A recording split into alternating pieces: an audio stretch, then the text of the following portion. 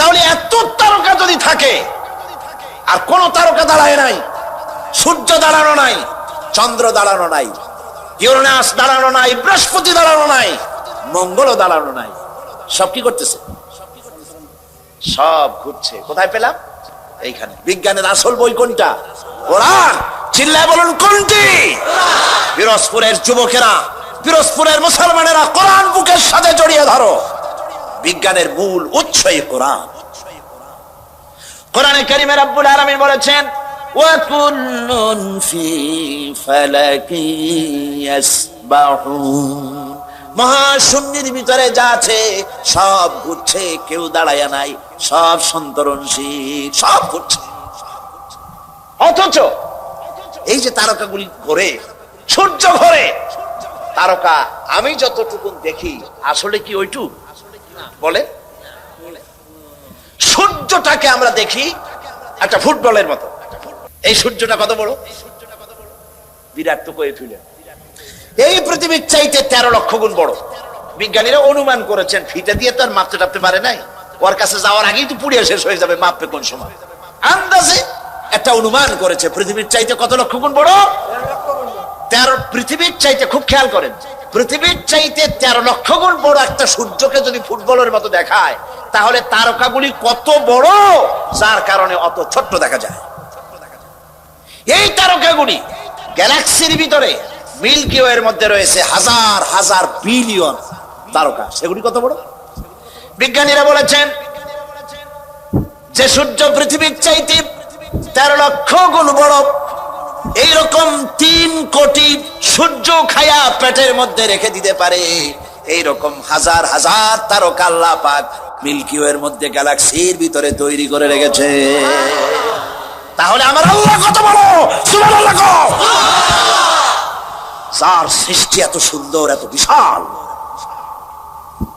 এই তারকাগুলি এখন মনে করা যাচ্ছে সূর্যের চাইতে তারকা বড় না। এই তারকা খাওয়ার আবার আর এক জন্তু আছে, তার নাম হলো ব্ল্যাক হোল। ব্ল্যাক হোল অন্ধকুয়া। এই অন্ধকার কুয়া মহাশূন্যের ভিতরে একটা নয়, হাজার হাজার, কত হাজার আছে, বিজ্ঞানীরা গুণে কুল পায় নাই। সেই কুয়াগুলি কি? সেই অন্ধকার কুয়াগুলি হলো তারকাগুলি ঘুরতে ঘুরতে, কেউ তো দাঁড়ানো নাই, সবগুলি ঘুরতেছে।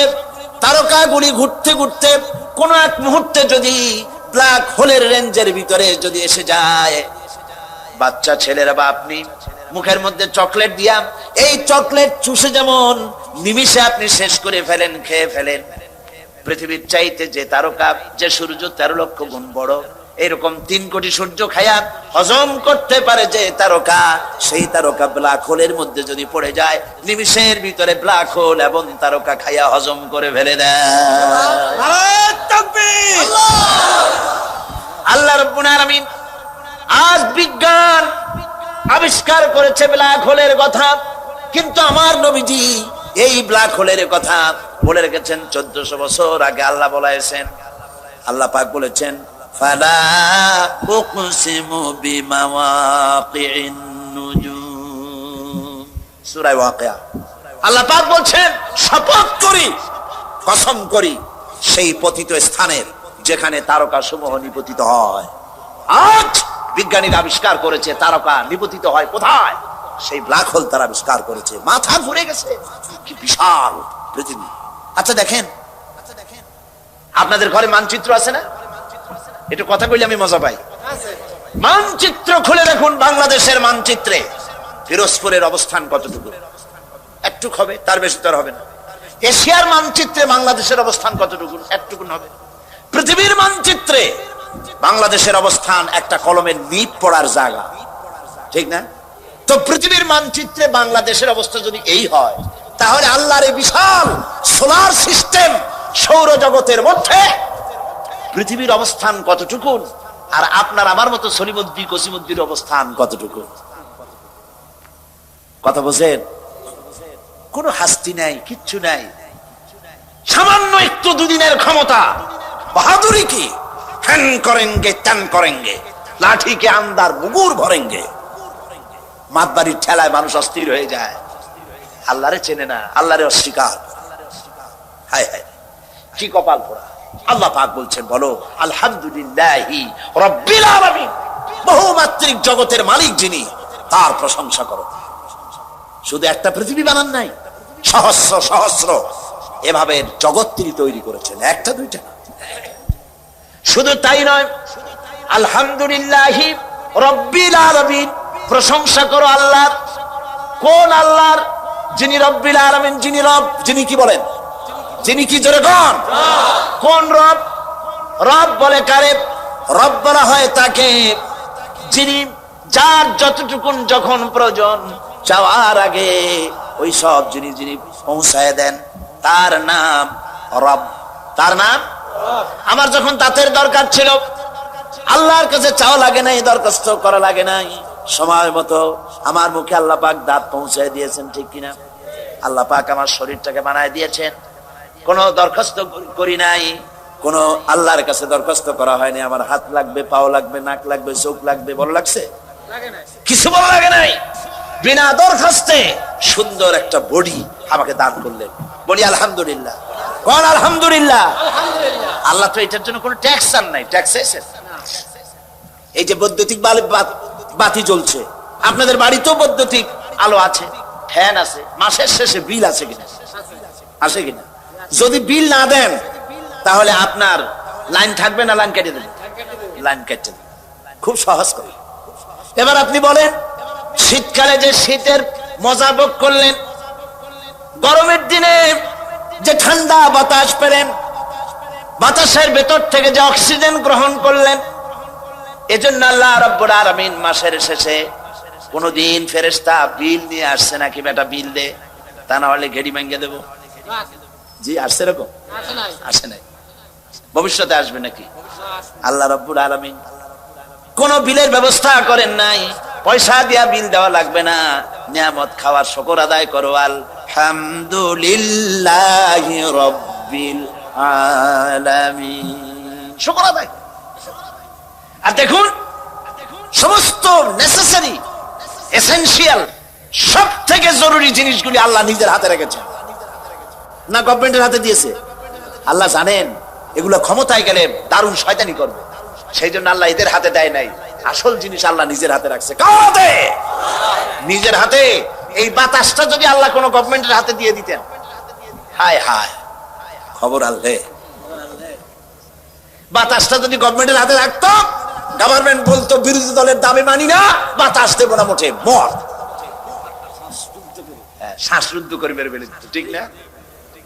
পানি, বাতাস, অক্সিজেন, প্রাণী জগৎ বাঁচাতে যা লাগে এগুলি কার কন্ট্রোলে? আল্লাহ মানুষের হাতে দেয় নাই। মোটে সুযোগ পায় না, তাই কয় ভাতে মারবো, পানি পারবো। আর যদি সুযোগ পায় তাহলে মারিয়ে ফেলাবে। এই জন্য আল্লাহ আসল জিনিস নিজের হাতে রাখছে। সুবহানাল্লাহ।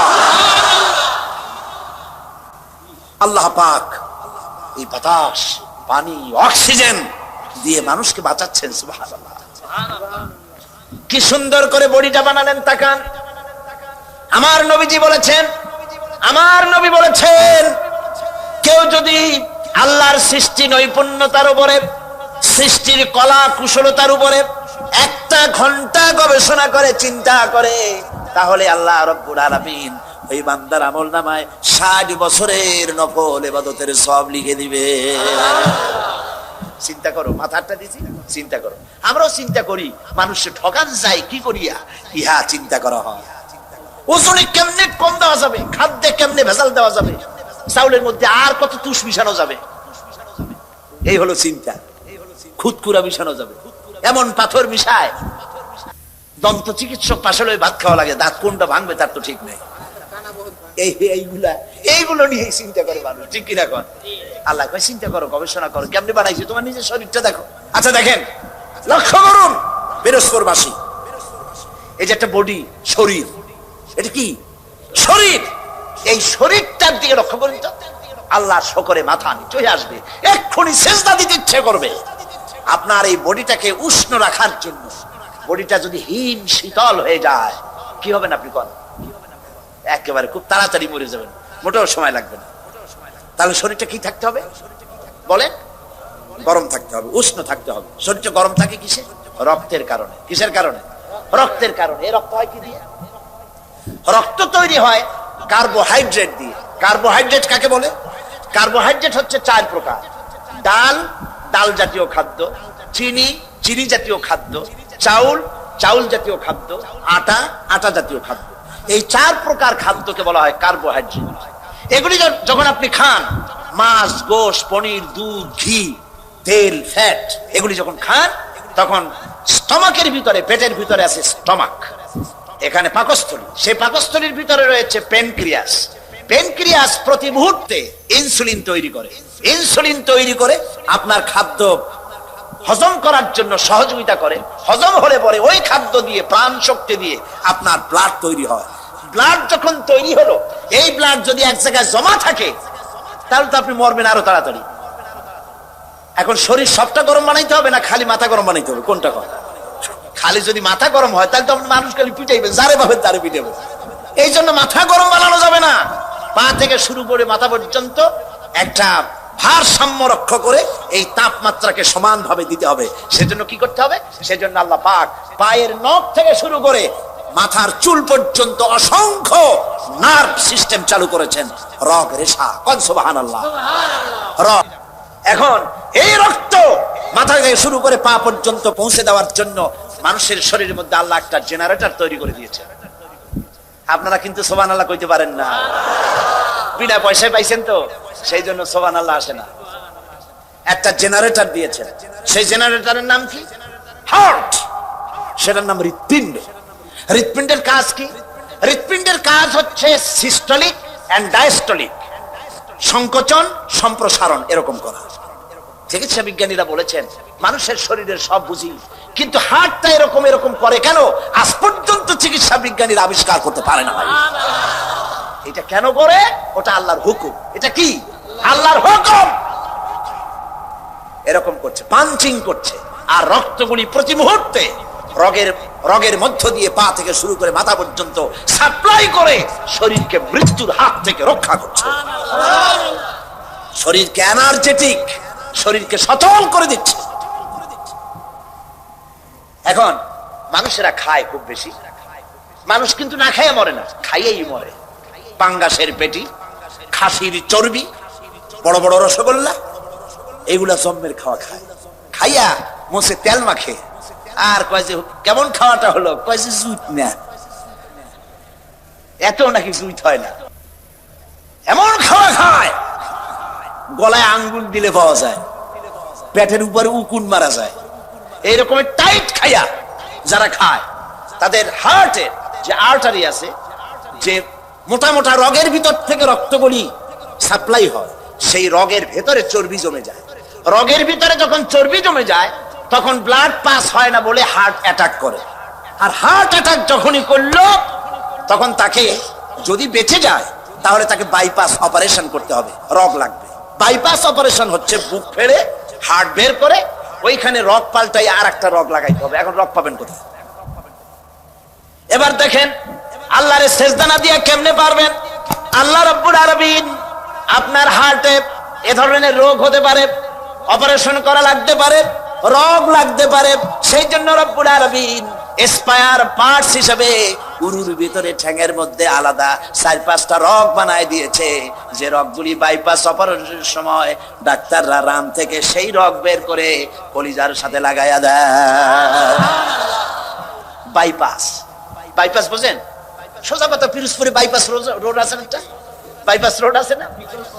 এটা বিকল্প জিনিস। কলজা দিয়ে আসল রক্ত যেখান থেকে বাইর হইতো, সেই আসল রক্তটা নাই, একটা বাইপাস রোড বাইর করে দেয় ডাক্তাররা।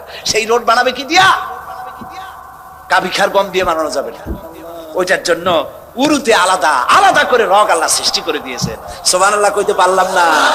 আরে মুসলমান, কিডনি লাগবে একটা। কিডনি লাগে কয়টা? মাত্র একটি। কিন্তু আল্লাহ পাক 2টি কিডনি দিয়েছেন। একটা যদি নষ্ট হয়, তুমি যদি মরে না যাও, আর একটা থাকুক। সুবহানাল্লাহ। কিডনি হচ্ছে আপনার জীবন। বারবার পেশাব হবে, এই জন্য পানি কম খাবেন না, পানি বেশি পরিমাণে পান করবেন। যত পানি পান করবেন তত কিডনি আপনার সচল থাকবে। আলহামদুলিল্লাহ, কি নিয়ামত আল্লাহ দিয়েছেন এই শরীরে। তারপরে দেখুন বডি, এবার তাকান আপনার চোখের দিকে, কি সুন্দর দুটি চোখ। এই চোখ দুটি আছে বলেই তো পৃথিবী দেখি। সুবহানাল্লাহ।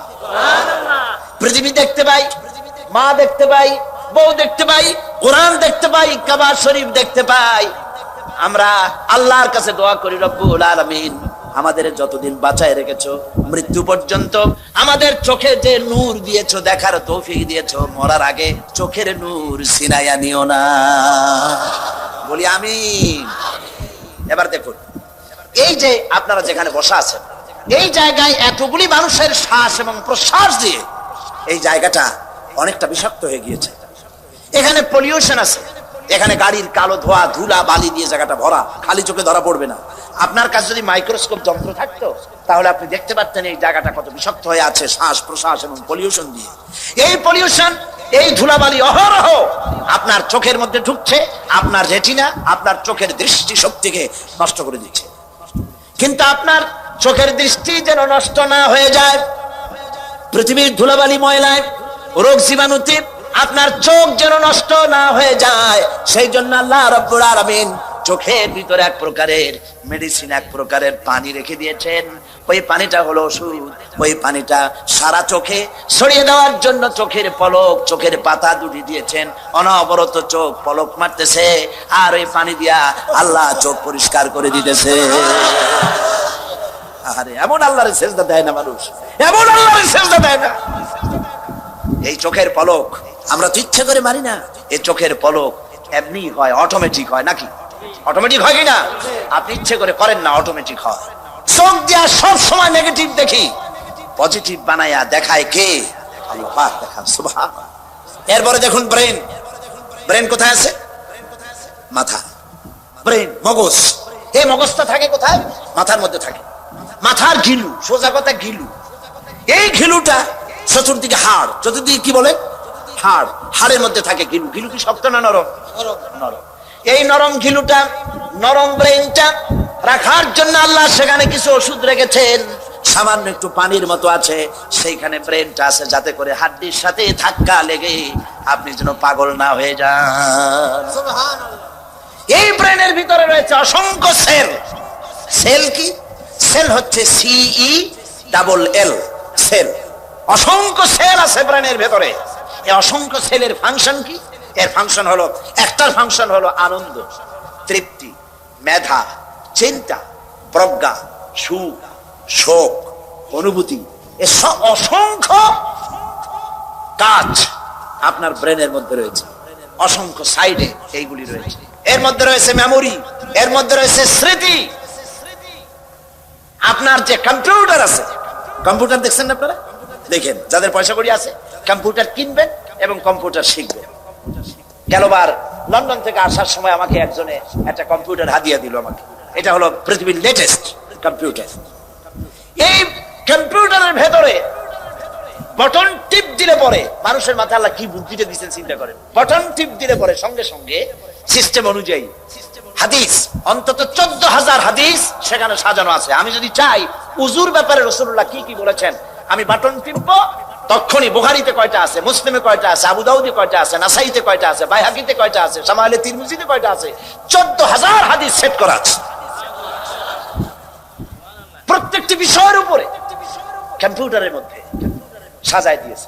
এটা যে সাজানো হলো, কম্পিউটার আমি কিছু বুঝি, আমার নিজের আছে, কিছু কম্পিউটারে কাজ করি। কম্পিউটারের ভিতরে একটা মেমোরি সেল আছে, সেটাকে ইংরেজিতে বলা হয় মাইক্রোচিপস। ছোট্ট 3 আঙ্গুল দিয়ে ধরা যায়। এই ছোট্ট 3 আঙ্গুল দিয়ে ধরা যায় মাইক্রোচিপস। এর ভিতরে 14,000 হাদিস আছে। এর মধ্যে অসংখ্য ডাটা আছে, অসংখ্য সেল আছে। পৃথিবীতে ডাটা যা আছে এর মধ্যে সব ঢুকানো যায়। বিজ্ঞানীরা বলেছেন কম্পিউটারের ডাটায় জানাই মানুষের ব্রেনে আল্লাহ এত মেমোরি দিয়েছেন, সেই মেমোরির ভিতরে পৃথিবীর সমস্ত তথ্য, ইনফরমেশন সবগুলি যদি ঢুকানো যায়, তারপরেও 100 ভাগের 1 ভাগ জায়গাও পূরণ হবে না। এ হচ্ছে সেই ব্রেন। এর কাজটা কি?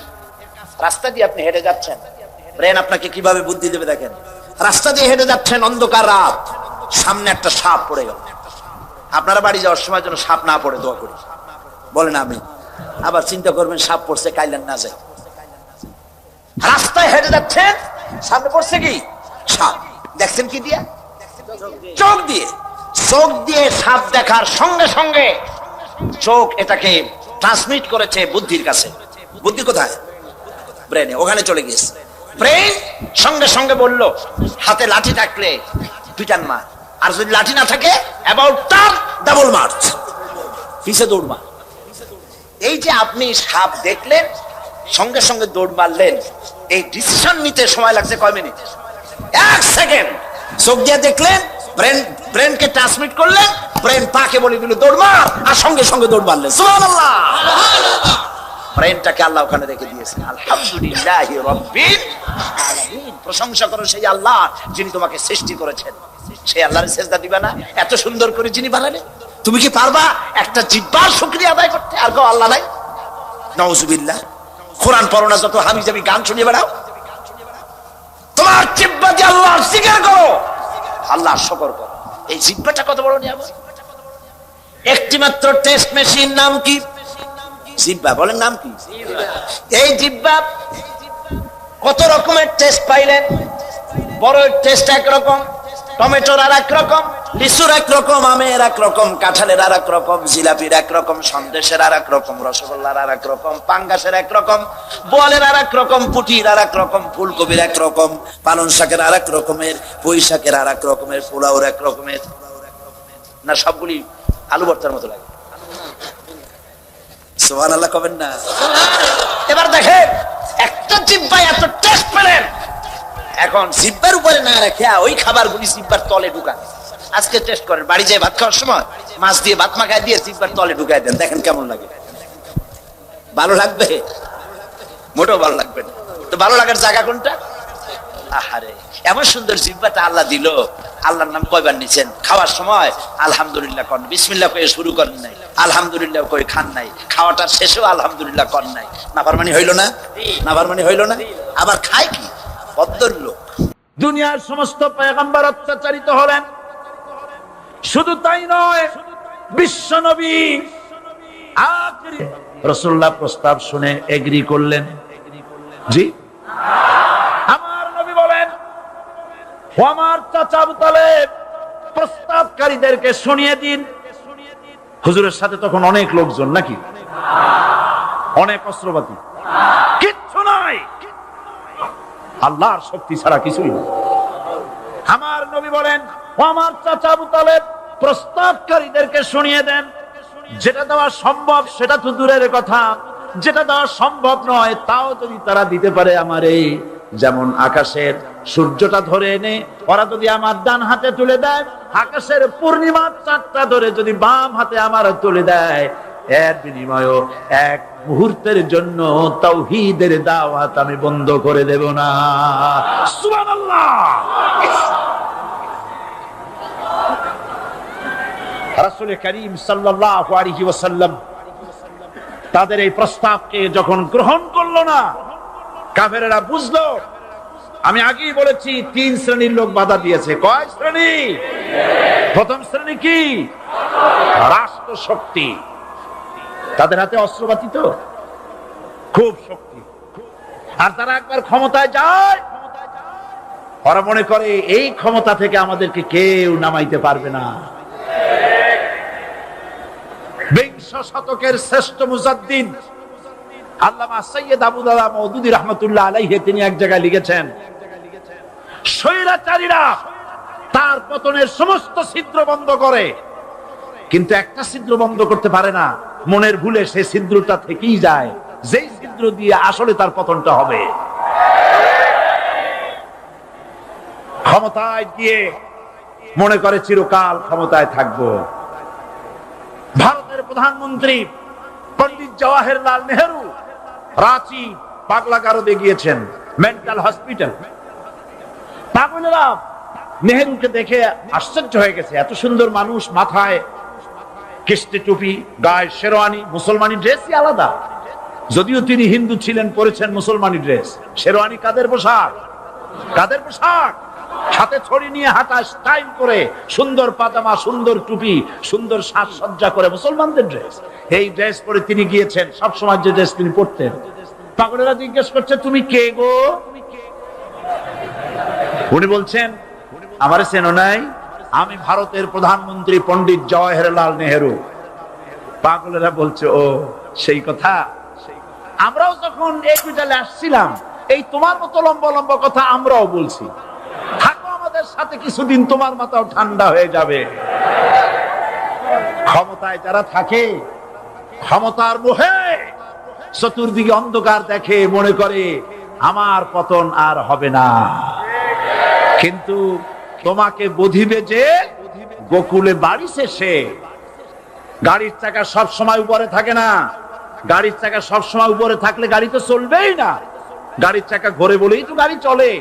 সুতরাং এই উপরে তোমার চাকা উপরে এখন আছে বলে, তোমার দলের চাকা উপরে আছে বলে যারা মানুষের উপরে জুলুম করছো, আলেমদেরকে ধরতেছো, মুসল্লিদেরকে ধরে ধরে জেলে ঢুকাচ্ছ, সময় আসবে এমন ইন্দুরের কষ্ট অপমানা পালাবার জন্য।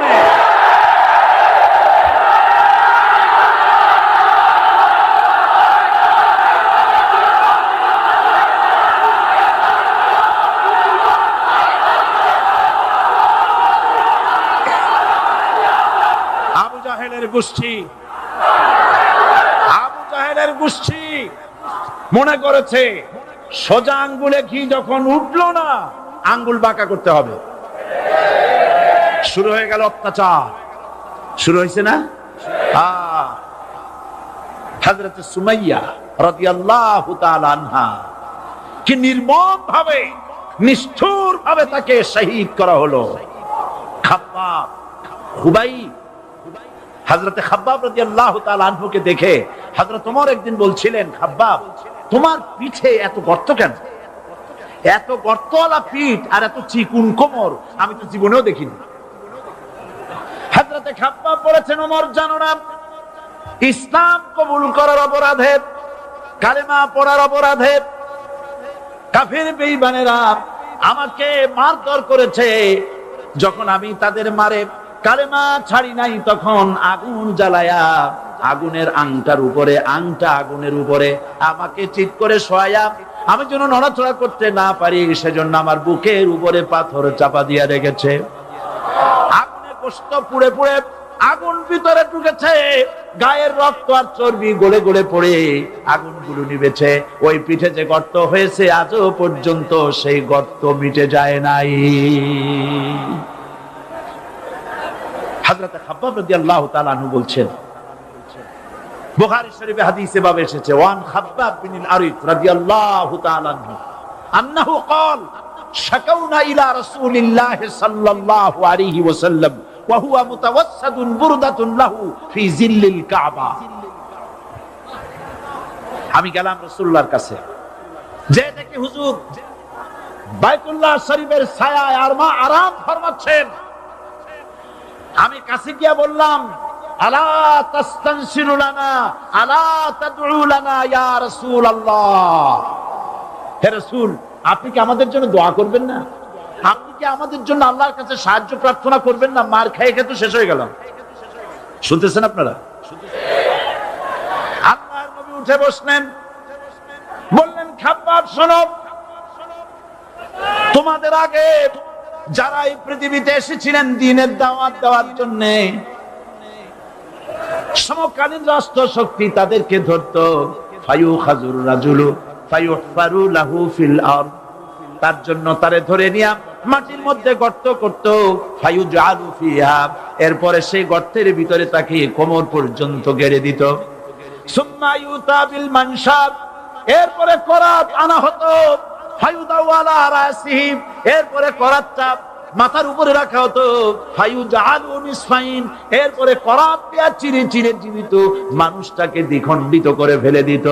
মা ইয়াসুদ্দুহু যালিকা আন দীনি, এত কষ্ট দেওয়ার পরেও, এত জুলুম করার পরেও দ্বীনের দায়ীদেরকে এক চুল পরিমাণ আল্লাহর রাস্তা থেকে তারা সরাই দিতে পারে নাই।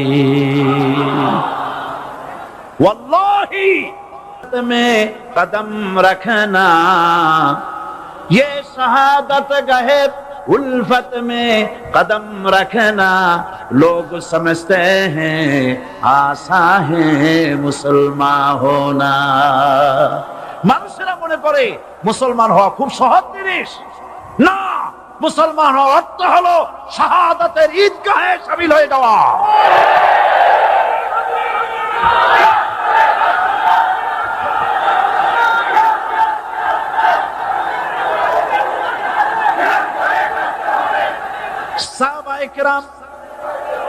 সাহাবায়ে কেরাম মার খেলেন, এবার স্বয়ং আল্লাহর নবীর গায়ে হাত তুলল।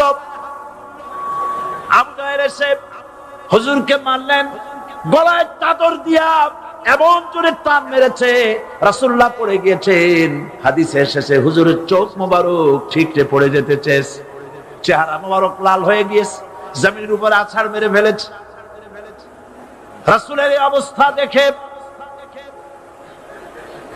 হযরত হামজা তখনও কাফের ছিলেন, শিকার থেকে এসে তিনি এই দৃশ্য দেখলেন, দাসীর মুখে শুনলেন, ছুটে চলে গেলেন আবু জাহেলের বাড়িতে। যায় বলে, আবু জাহেল রে, তুই মুহাম্মদ সাল্লাল্লাহু আলাইহি ওয়াসাল্লাম মেরেছিস, বল কেন মারনি? এমন ভালো মানুষ তো জীবনে চোখে দেখি নাই, যিনি কোনো মিথ্যা কথা বলেন না, ভালো ভালো কথা বলেন, এক আল্লাহর গোলামি করার জন্য বলেন। এই সব ভালো কথা বলার জন্যই তুই তারে মারলি নাকি? আরে আবু জাহেল, তুই কি মনে করছিস মুহাম্মদ সাল্লাল্লাহু আলাইহি ওয়াসাল্লাম তার পিতা আব্দুল্লাহ মারা গেছে বলে মুহাম্মদ সাল্লাল্লাহু আলাইহি ওয়াসাল্লাম এতিম হয়ে গেছে মনে করেছিস নাকি? জেনে রাখ, মুহাম্মদ সাল্লাল্লাহু আলাইহি ওয়াসাল্লামের পিতা আব্দুল্লাহ মারা গেছে, কিন্তু চাচা হামজা তো মরে যায় নাই। হাতের ধনুক দিয়া এমন জোরে আঘাত মারলেন, আবু জাহেলের মাথা ফেটে রক্ত ফিনকি দিয়ে বেরিয়ে এলো। হযরতে হামজা ঘরে ফিরে এসে রাসূল কারীম সাল্লাল্লাহু আলাইহি ওয়াসাল্লামের মস্তক মোবারক কোলে উঠায় নিলেন আর বললেন, বাবা, তোমাকে মেরেছে বলে আমি আবু জাহেলের মাথাটা ফাটাই দিয়ে আসছি, তুমি খুশি হও। হুজুর বলছেন, চাচা, কার মাথা ফাটাইছো এইটা বলে আমারে খুশি করতে পারবা না। হযরতে হামজা বলেন, তুমি কি হলে খুশি হবে? হুজুর বলেন, হামজা চাচা গো, আমি খুশি হব যদি একটিবার চাচা তোমার মুখে শুনতে পাই ঈমানের কালেমা। হযরতে হামজা বলেন, মুহাম্মদ সাল্লাল্লাহু আলাইহি ওয়াসাল্লাম, আমি বুঝতে পেরেছি তুমি কোনো সাধারণ মানুষ নয়। সাধারণ মানুষ হলে পরে তুমি প্রতিশোধে বিশ্বাসী হতে, খুশি হতে। প্রতিশোধে বিশ্বাসী হও নাই, তুমি অবশ্যই আল্লাহর নবী, কোনো সন্দেহ আমার নাই। তুমি সাক্ষী থাকো, আমি পড়ে নিলাম, লা ইলাহা ইল্লাল্লাহু মুহাম্মাদুর রাসূলুল্লাহ। জোরে পড়ে, লা ইলাহা ইল্লাল্লাহু মুহাম্মাদুর রাসূলুল্লাহ। ঘাবড়াবার কারণ নাই। এর অর্থ এই নাই যে আপনারা কালেমার দাওয়াত দিবেন আর রাষ্ট্র শক্তি আপনারে পিটাইতেই থাকবে, আপনার কোনদিন আপনার সুদিন ফিরে আসবে না। বিষয়টা কি এমন না? আমার আল্লাহর ওয়াদা শুনুন, ওয়ালা তাহিনু ওয়ালা তাহজানু ওয়া আনতুমুল আলাউনা ইন কুনতুম মুমিনিন। মুমিন যদি হও, আমি তোমাদেরকে বিজয় দান করব। সুবহানাল্লাহ বলেন। আজ যদি আমাদের উপরে বিপদ এসে থাকে, তাহলে তার একমাত্র কারণ পূর্ণাঙ্গ ঈমানের অভাব আমাদের মধ্যে রয়েছে, ঠিক কিনা? আজ পৃথিবীতে সবথেকে মার খায় কারা? চিল্লায় বলো। আলজেরিয়ায় কারা? বসনিয়ায় কারা? চেচনিয়ায় কারা? প্যালেস্টাইনে কারা? প্যালেস্টাইনের মুসলমানদেরকে মারি মেরে শেষ করে দিল। দেখছেন ছবিতে না? দেখেন না?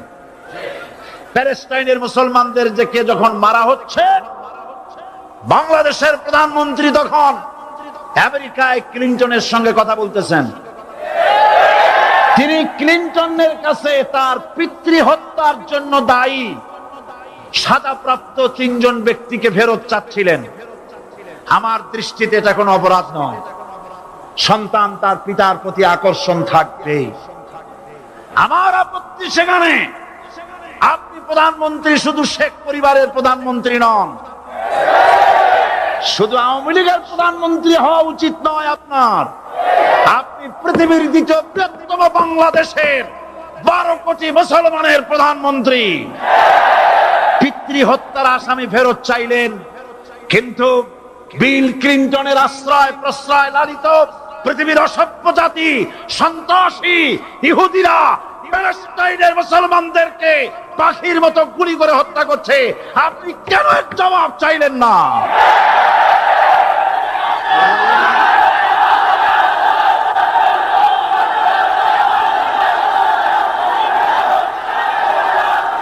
জবাব জবাব আপনি চাইতে পারবেন না, কারণ মুনাফিকদের সাহস হয় না, সাহস হয় মুমিন ব্যক্তি। বিল ক্লিনটনকে বলা দরকার ছিল, এই ইসরায়েলকে তোমরাই বসিয়েছো, মধ্যপ্রাচ্যের বিষ ফোড়ায় পরিণত করেছো তোমরা। তবে হ্যাঁ, জুরিবাত আলাইহিমুজ যিল্লাতু ওয়াল মাসকানা ওয়া বাউ বিগাদাবিন মিনাল্লাহ। আল্লাহর গজব আসবে, ইহুদিরা পৃথিবী থেকে নিশ্চিহ্ন হবেই হবে ইনশাআল্লাহ। দেখেছেন তাকায়া, প্যালেস্টাইনে ইসরায়েলিরা হেলিকপ্টার, গানশিপ, কামান, বোমা নিক্ষেপ করছে, আর প্যালেস্টাইনের শিশু, কিশোর, যুবকেরা ইহুদিদের নিক্ষিপ্ত বোমা আর কামানের মোকাবেলা করতেছে পাথর দিয়ে। সেই আল্লাহ রাব্বুল আলামিন কোরআনে কারীমের ভিতরে আয়াতুল কুরসির মধ্যে বলে দিয়েছেন, আল্লাহু লা ইলাহা ইল্লা হুয়াল হাইয়ুল কাইয়্যুম। প্রাণ খুলে সবাই পড়েন, বসা মানুষ, দাঁড়ানো মানুষ। আল্লাহু লা ইলাহা ইল্লা হুয়াল হাইয়ুল কাইয়্যুম। আল্লাহ রাব্বুল আলামিন, তিনি ছাড়া কোনো ইলাহ নাই, তিনি সার্বভৌমত্বের মালিক, কেউ নাই আল্লাহ ছাড়া। এই কথা মানুষকে ঘোষণা করতে হবে। বাধা, এই কথা বললেই বাধা দেবে কয় শ্রেণীর লোক? 3 শ্রেণীর। প্রথম শ্রেণী হচ্ছে কে? রাষ্ট্রশক্তি। আজও তারা বাধা দিচ্ছে। আল্লাহর আইন দিয়ে দেশ চালাও, তারা তাদের মন মর্জি মোতাবেক আইন দিয়ে দেশ চালাবে। আল্লাহ পাক বলছেন, আলা আলাহুল খালকু ওয়াল আমরু। সৃষ্টি যার, আইন চলবে তার। কারো বাবার আইন চলতে পারে না, নিজেদের তৈরি করা আইন চলবে না। ইনিল হুকমু ইল্লা লিল্লাহ। একমাত্র আইন চলবে কার? এই আইন রাসূল করিম সাল্লাল্লাহু আলাইহি ওয়াসাল্লাম মদিনায় কোরআন দিয়ে প্রতিষ্ঠিত করেছিলেন। আল্লাহর বিধান, আল্লাহর সার্বভৌমত্ব কায়েম করেছিলেন। কোরআন সংবিধান হলো, চুরি বন্ধ হলো, ডাকাতি বন্ধ হলো, জেনা বন্ধ হলো, হত্যা বন্ধ হলো, ধর্ষণ বন্ধ হলো, সব কিছু বন্ধ হয়ে গিয়ে মুসলমানেরা শান্তি লাভ করলো, পৃথিবীর মানুষ শান্তি লাভ করলো। সুবহানাল্লাহ ওয়া বিহামদিহি। আর মুসলমানেরা শত্রু চেনে না, বন্ধু চেনে না। বন্ধুকে বানায়েছে শত্রু, শত্রুকে বানায়েছে বন্ধু। কে বন্ধু কে শত্রু চিনাই দিবেন কে? আল্লাহ। বলেন কে দিবেন? আল্লাহ রাব্বুল আলামিন কোরআনে কারীমের মধ্যে পরিষ্কার করে বলেছেন, লাতাজিদান্না আশাদ্দান নাসি আদাওয়াতান লিল্লাযীনা আমানুল ইয়াহুদা ওয়াল্লাযীনা আশরাকু। আল্লাহ পাক বলছেন, হে রাসূল, মানুষের ভিতরে 2টা শ্রেণী মুমিনদের জন্য সবথেকে জঘন্য দুশমন। কয়টা শ্রেণী? 2টা। একটা হলো ইহুদ, আর একটা হলো মুশরিক। একটা হলো ইহুদি, আর একটা হলো মুশরিক। এটা হলো তোমাদের দুশমন। আর আজ আমাদের দেশে, পৃথিবীর বিভিন্ন দেশে মুসলমানেরা মুশরিকদের সঙ্গে সম্প্রীতি বাড়াচ্ছে, মুসলমানদের সাথে শত্রুতা বাড়াচ্ছে। আজ আমার দেশে পূজা পার্বণে বাধা নাই। পূজা পার্বণে বাধা আছে? পূজা পার্বণে বাধা নাই। বাধা কোথায়? কোরআন শরীফের তাফসীর মাহফিলে। কোরআনের তাফসীরের মাহফিলে বাধা দেওয়া হচ্ছে। গান বাজনায় 144 ধারা নাই, কিন্তু কোরআন শরীফের মাহফিলে 144 ধারা দেওয়া হচ্ছে। যারা দিচ্ছে তারা আবার ওমরাও করে, হজও করে। ওরা আমাদের বলে আমরা নাকি ধর্মের নামে রাজনীতি করি। বলে না? আমরা নাকি ধর্মের নামে রাজনীতি করি। আমি বলি, ধর্মের নামে আমরা রাজনীতি করি না, আমরা ধর্মীয় রাজনীতি করি। কথাটা বুঝে আসছে কিনা?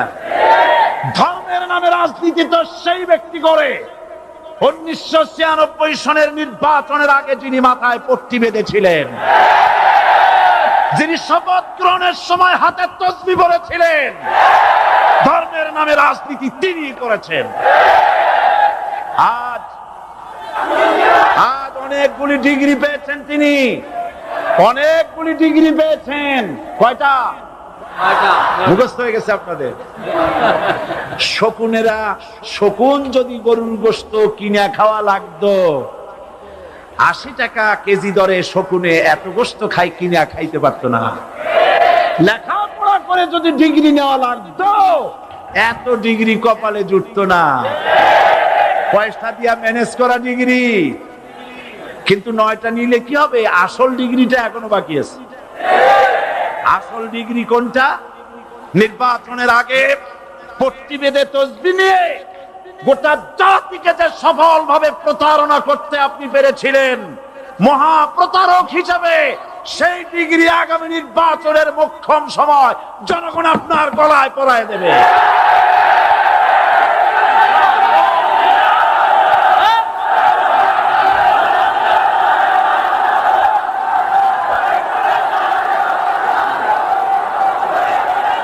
সুতরাং ধর্মের নামে রাজনীতি নয়, আমরা ধর্মীয় রাজনীতি করি, আমরা এই কোরআনের রাজনীতি করি।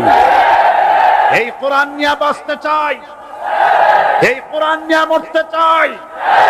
এই কোরআন থেকে আমাদেরকে বিচ্ছিন্ন করতে চায় কাফের, বেঈমান, মুশরিকেরা।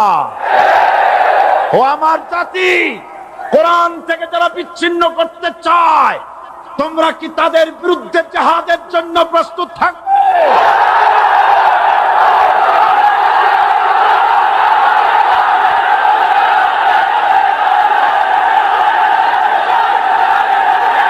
বসেন, বসেন, বসেন,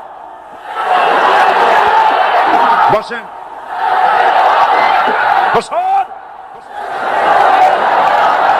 আমি বুঝতে পেরেছি বিষয়টা কি। আসরের পরের থেকে বসা তো, সুযোগ পাইয়া খাড়া হইয়া কোমর সোজা করলেন। বসেন, সবাই বসেন। কোমর সোজা হয়ে গেছে, বসেন। এত বড় মাহফিল, জীবনে আর একটা পাবো নিশ্চয়তা আছে কি? জোরে বলেন, আছে? আজ আমাকে কথা বলতেই হবে ইনশাআল্লাহ, কারণ আগামীতে আবার আপনাদের সাথে দেখা হবে কিনা আমি জানি না। কথা বলতেই হবে। বসেন, কেউ দাঁড়িয়ে থাকবেন না। আমি দেখতে পাচ্ছি বাংলাদেশের ভাগ্য আকাশে উত্তর গগনে কালো মেঘ জমা হয়েছে। ঝড়ের পূর্বাভাস লক্ষ্য করছি। যদি মোকাবেলা করতে না পারেন সক্ষম ভাবে, এমন অন্ধকার গাঢ় কালো অমাবস্যার রাত আসতে পারে যার সুবে সাদে খাওয়া অসম্ভব। সুতরাং আপনারা কি কাপুরুষের মতো কাফের মুশরিকদের গোলামি করে মরতে চান? বিড়ালের মতো 500 বছর বেঁচে থাকার কোনো লাভ নাই। সিংহের মতো 1 ঘন্টা বাঁচতে চাই। আমাদেরকে বলা হয় সাম্প্রদায়িক উস্কানিমূলক কথা নাকি আমি বলি। পত্রপত্রিকা দিছে না তারা? সাম্প্রদায়িক উস্কানি কথা, সাম্প্রদায়িক উস্কানিমূলক কথা বলি। সেই জন্যই বোধহয় শত শত মুসলিম আমাদের কাছে এসে মুসলমান হয়। মানুষে আর বোকা বানানো যাবে না। যাবে কি? আর বোকা বানানো যাবে? তারপর বল, শক্তি একত্রিত করে বলেছিলাম শুধুমাত্র হিন্দুস্তানের রাজাকারেরাই আমাকে রাজাকার বলতে পারে। আমি বলেছিলাম 1973 সন পর্যন্ত আমি বাংলাদেশের কোন রাজনৈতিক দলের নেতা এবং কর্মী ছিলাম না। আমি রাজাকার নই। আমাকে রাজাকার বলে যদি তাকে প্রমাণ করতে না পারে 10 কোটি টাকার মানহানি মামলা দায়ের করব। আমার এই বক্তব্য সারা দুনিয়া শুনেছে। পার্লামেন্টে আমার এই বক্তব্য রেকর্ড হয়ে আছে। সেদিন 3 শতাধিক পার্লামেন্ট মেম্বারের কেউ আমার চ্যালেঞ্জ গ্রহণ করেন নাই। যে কোনো ব্যক্তি পার্লামেন্টে গিয়ে আমার বক্তৃতা দেখে আসতে পারেন। এরপরে 1997 সনের 7 অক্টোবর দৈনিক জনকণ্ঠ পত্রিকা যখন আমার বিরুদ্ধে লিখলো, সেই পত্রিকায় সাইদির ওপেন চ্যালেঞ্জ 8ম পাতা 1997 7 অক্টোবর, এত বড় 2 কলমে হেডিং। সেখানে আমি বলেছি, বাংলাদেশের সকল সাংবাদিক, গোয়েন্দা বিভাগ, বাংলাদেশের সকল বুদ্ধিজীবীকে আমি আমার পিরোজপুরে আমন্ত্রণ করছি। আমার উপস্থিতিতে যদি কেউ প্রমাণ করতে পারে বাংলাদেশের স্বাধীনতা যুদ্ধের বিরুদ্ধে আমার কোনো ভূমিকা ছিল, সজ্ঞানে স্বেচ্ছায় জাতীয় সংসদের সদস্য পদ থেকে পদত্যাগ করব। 3 বছর পার হয়ে গেছে, আজ পর্যন্ত কেউ এই চ্যালেঞ্জের মোকাবেলা করে নাই। সুতরাং আমাকে যারা রাজাকার বলবে, তারা পিতৃ পরিচয়হীন অবৈধ সন্তান। 1971 সনের, শোনো মুসলমানেরা, 1971 সনের কোন কাদা সাইদির গায়ে লাগে নাই। আমাকে রাজাকার বলে জনগণ থেকে বিচ্ছিন্ন করবা, জনগণ থেকে আমারে বিচ্ছিন্ন করা যাবে না। কারণ এই জনগণ আমার জন্য আসে না, এই জনগণ আসে আল্লাহর কোরআনের জন্য।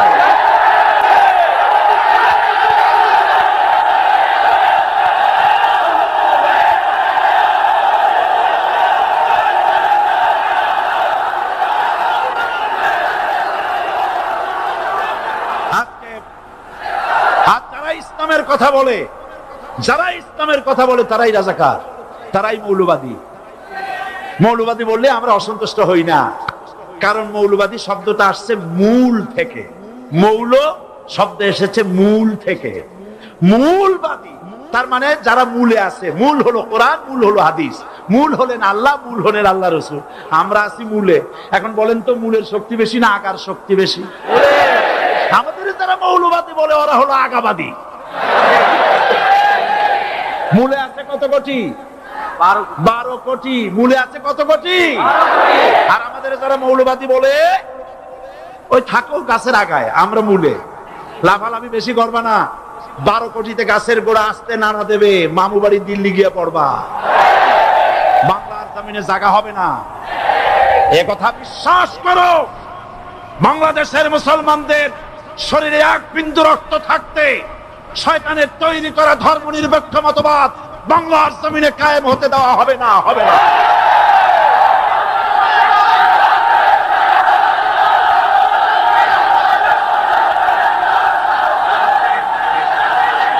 রাসূল করিম সাল্লাল্লাহু আলাইহি ওয়াসাল্লাম কোরআন প্রতিষ্ঠার জন্য আন্দোলন করেছিলেন।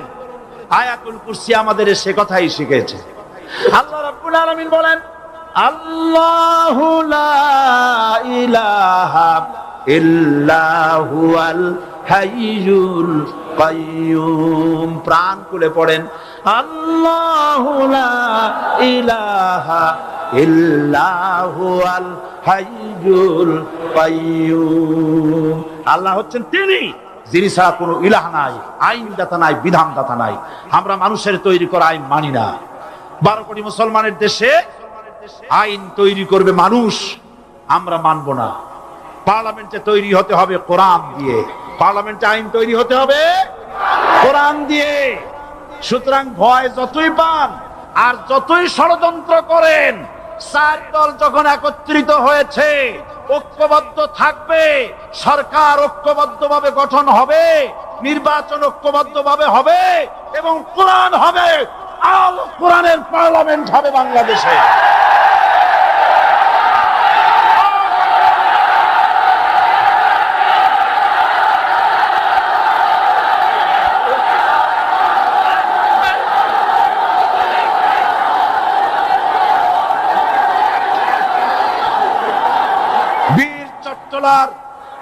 বীর চট্টলার মুসলমানেরা, বীর চট্টলার মুসলমানেরা স্বাধীনতার ঘোষণা এই চট্টগ্রাম থেকে স্বাধীনতার মহান ঘোষক প্রেসিডেন্ট জিয়াউর রহমান সাহেব দিয়েছিলেন। এই চট্টগ্রাম থেকেই ইসলামী রাষ্ট্রের ঘোষণা হবে।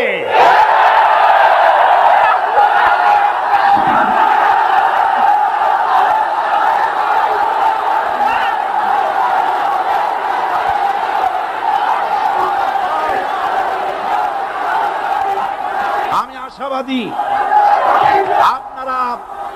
আপনারা অবশ্যই তা পারবেন। আমি 100% বিশ্বাস করি ইনশাআল্লাহ। কারণ যে ষড়যন্ত্রের মোকাবেলা করে স্থানীয় রাজনৈতিক দলের নেতৃবৃন্দ বাংলাদেশে কোরআনের রাজ কায়েম হোক, তাকে আপনারা চান? কারা কারা চান দু হাত উঁচু করে দেখান। দাঁড়াবেন না, দাঁড়াবেন না।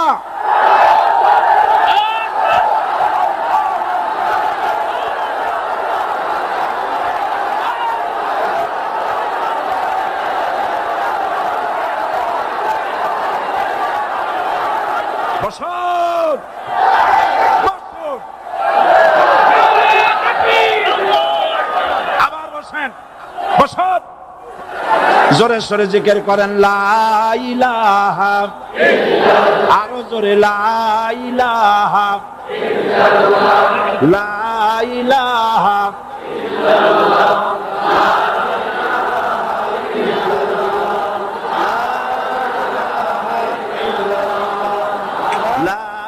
ইলাহা ইল্লাল্লাহ, লা ইলাহা ইল্লাল্লাহ, লা ইলাহা ইল্লাল্লাহ, মুহাম্মাদুর রাসূলুল্লাহ।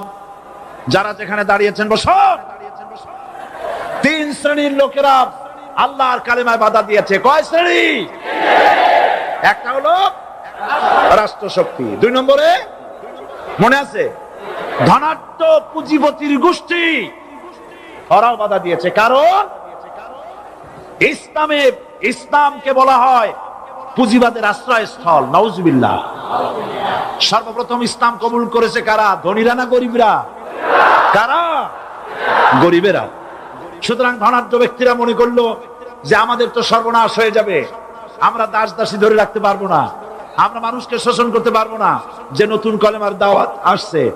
সুতরাং সরকারের হাতকে তারা পয়সা দিয়া শক্ত করেছে আর বলেছে যত টাকা লাগে এই লোকগুলারে ঠেঙ্গান। আজও আছে কিনা? তা আছে কিনা?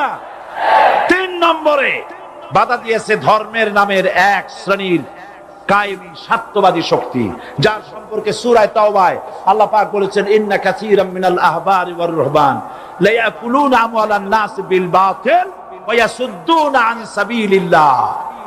ইহুদি আহলে কিতাবদের মধ্যে এক শ্রেণীর বুজুর্গ ধরনের লোক, দরবেশ জাতীয় লোক, যারা নাকি মানুষের সম্পদকে বাতিল পন্থায় ভক্ষণ করে, ওয়াসুদ্দুনা আন সাবিলিল্লাহ, এবং আল্লাহর রাস্তায় চলার জন্য মানুষকে বাধা প্রদান করে।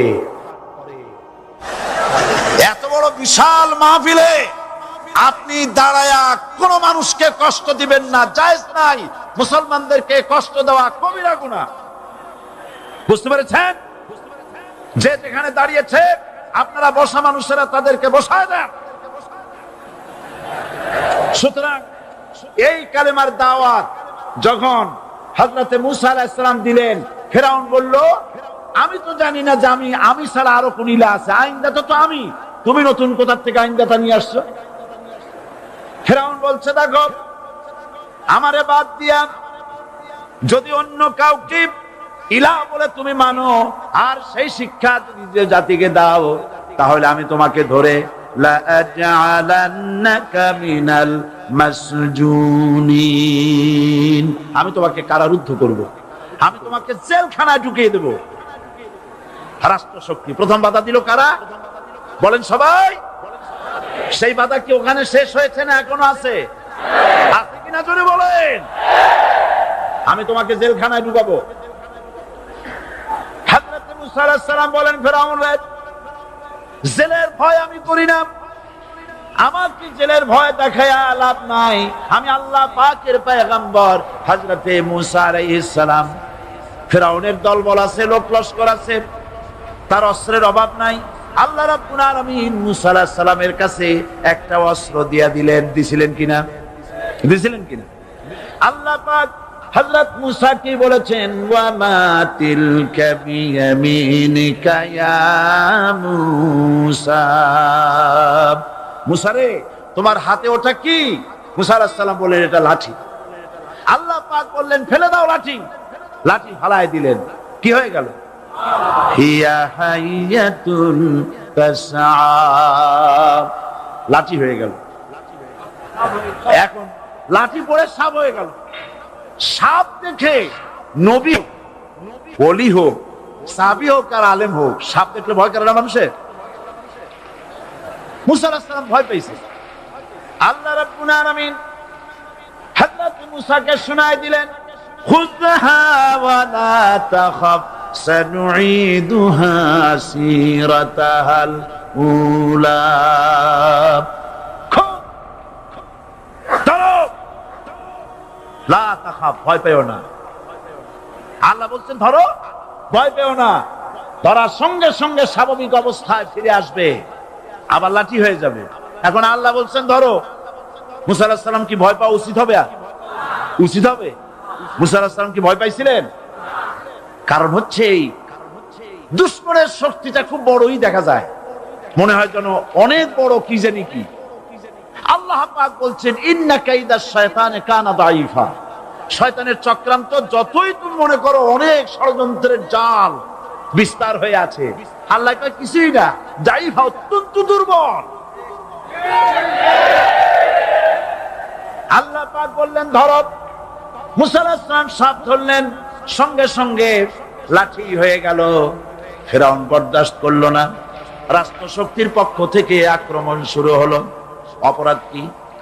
মুসা আলাইহিস সালামের অপরাধ কি? কি অপরাধ? মাশাআল্লাহ, বুঝতে পেরেছেন। অপরাধ হচ্ছে তিনি বলেছেন লা ইলাহা, জোরে বলেন লা ইলাহা ইল্লাল্লাহ। এই কালেমাকে আজ আমরা ভিক্ষার বুলি বানাইছি। এটা হলো সার্বভৌমত্বের বুলি, এটা হচ্ছে আল্লাহ পাকের সার্বভৌমত্বের কথা। আজ আমরা মানুষের কাছে আমরা শুনি, মানুষেরা ভিক্ষা চায়, লা ইলাহা ইল্লাল্লাহ, এক মুঠ চাউল দেন, লা ইলাহা ইল্লাল্লাহ 10 খান পাই দেন। এই হচ্ছে কালেমার জিকির। আবার কেউ কেউ জিকির করতেছে লা ইলাহা আস্তে, ইল্লাল্লাহ জোরে, এমন জোরে কলব সাফ করে, কলব তাতে থাকলেও পারে গেলেও পারে। এই কালেমার জার, এর আঘাত পয়গম্বররা মেরেছেন।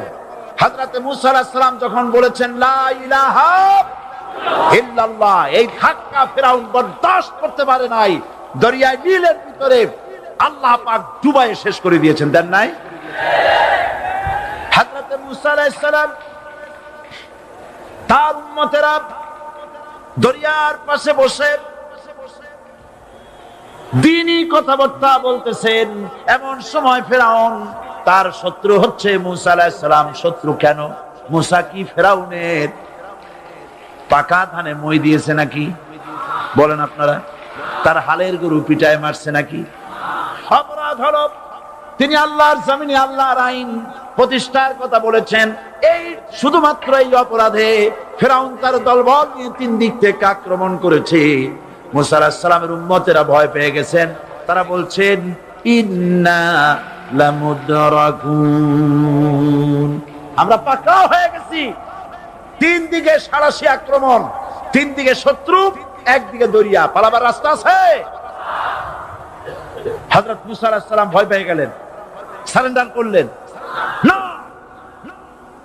হযরত মুসা আলাইহিস সালাম বললেন কাল্লা, কখনো নয়, ভয় পাওয়ার কোনো কারণ নাই। রব্বি সায়াহদিন, অবশ্যই আমার রব আমার জন্য রাস্তা করে দিবেন। ভয় পাইও না, আমার রব রাস্তা করে দিবেন। আল্লাহ রাব্বুল আলামিন হযরত মুসা আলাইহিস সালামকে অর্ডার করলেন, হাতের লাঠি দিয়া দরিয়ার উপরে আঘাত করো। হযরত মুসা আলাইহিস সালাম দরিয়ার উপরে আঘাত করলেন। রাস্তা ছিল দরকার একটার, এক বাড়িতে আল্লাহর হুকুমে লাঠি দিয়ে একটি আঘাত করার সঙ্গে সঙ্গে হযরত মুসার তার সঙ্গী সাথী দরিয়া পার হওয়ার জন্য দরিয়ার মধ্যে দিয়ে আল্লাহ 12টা রাস্তা পয়দা করে দিলেন। সে আল্লাহ আছে না নাই? এত আসতে বলেন কেন? ভয় পাওয়ার কারণ আছে? রাষ্ট্র শক্তি বাধা দিয়েছে সমস্ত নবীদেরকে। কেন? নবীদের চরিত্র খারাপ? জোরে বলেন, নবীদের চরিত্র খারাপ? নবীদের চাইতে মাসুম, বেগুনাহ, উন্নত চরিত্রের লেভেলের মানুষ আল্লাহর আকাশের নিচের জমিনের উপরে আর হয় নাই। তোমরা যে সব নেতাদের পিছনে দৌড়াও, অমুকের সৈনিক, নেতা নেতা করে মরো, এইসব নেতা যাদের পিছনে দৌড়াও, এই নেতাগুলি, আমি জিজ্ঞেস করি আপনাদেরকে, এই নেতাগুলি জীবনে একবারও জেনা করে নাই? এ ব্যাপারে অনুসারীরা আপনারা কি নিশ্চিত? মিথ্যা কথা জীবনেও কয় নাই, প্রতারণা করে নাই, ঠাট্টা করে নাই, বিদ্রুপ করে নাই, মদ খায় নাই, মানুষ হত্যা করে নাই। কিসের নেতা? নেতা হচ্ছেন সেই ব্যক্তি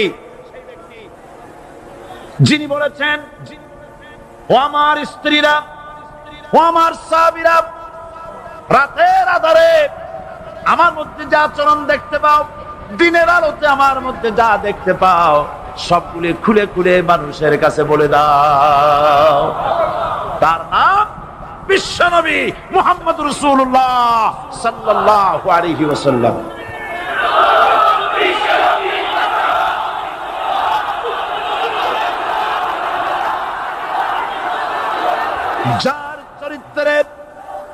যার চরিত্রের সার্টিফিকেট আল্লাহ রাব্বুল আলামিন নিজে দিচ্ছেন, ওয়া ইন্নাকা লাআলা খুলুকিন আযীম। নবী হে,